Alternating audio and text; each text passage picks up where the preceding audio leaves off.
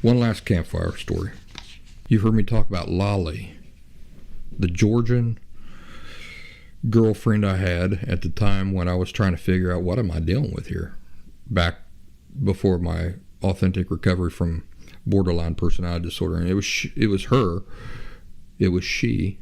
who came to me and said, yeah, I think this is what you're dealing with. When I say she was from Georgia, I don't mean the state of Georgia, I mean the country of Georgia. So out there around Ukraine, Russia. She was a nanny, a housekeeper. That's how she made her living. Just a beautiful woman, so salt of the earth, and a pure-hearted person. When she was doing this work as a nanny and a housekeeper and those sorts of things, at one point she was watching this house for a rich family, and the family was on vacation, and they had left their dog with her. Now, I don't remember what kind of dog it was or anything like that, but it was her job to take care of the dog, take care of the house, all these things, keep the house organized, clean. One day she opens up the door, dog runs right out. So Lali goes running down the street, yelling for this dog, come back here, come back, calling it by name, everything.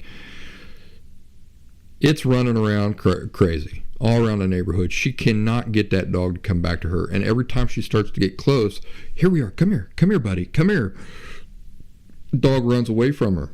She said she went about this for like an hour and a half, chasing this dog all over Philadelphia. And after about an hour and a half into it, it occurs to her, wait a second, this dog doesn't speak Russian. She was speaking Russian to the dog. This dog speaks English. And so she goes, in English, hey doggy, whatever the dog's name was, come here. He comes right to her. After like an hour and a half of her chasing that dog around, saying the same thing to it in Russian. Come here, no, come here, buddy, come here. It won't listen to her until she realizes that the dog doesn't speak Russian. The dog speaks English. I laughed so hard at that story when she told me that. I mean, I could not stop laughing, and I've never forgot that, because never in my life before that story did it ever occur to me of thinking of dogs as speaking one language or another. But it's true. The family all speaks English. So everything that dog is around all the time is English. You start speaking Russian to that dog, it just sounds like nothing. Nothing there to recognize. Nothing there to... It just sounds like nothing. But the instant she started speaking to it in English, it responded to that and come to her. Isn't that crazy? That dogs, probably cats too, we can say that they speak one language or another, because even though they don't speak it, it's the one they're around all the time and they've come to understand and be familiar with. So I know that if I'm talking to my old buddy Braddy, if I say treat, you want a treat? Man, he perks up. He's ready to go. And if I say you want to take a walk, yeah, boy, he's ready to go do that too. But if I were to start talking to him in Spanish, he wouldn't know what the heck I was saying. He wouldn't respond to that at all.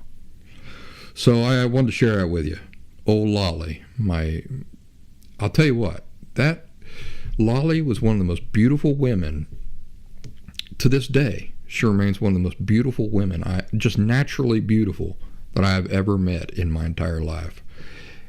Combined with not an ounce of arrogance or self-importance at all. She's so down to earth, and so many good qualities. I hope she's doing good out there.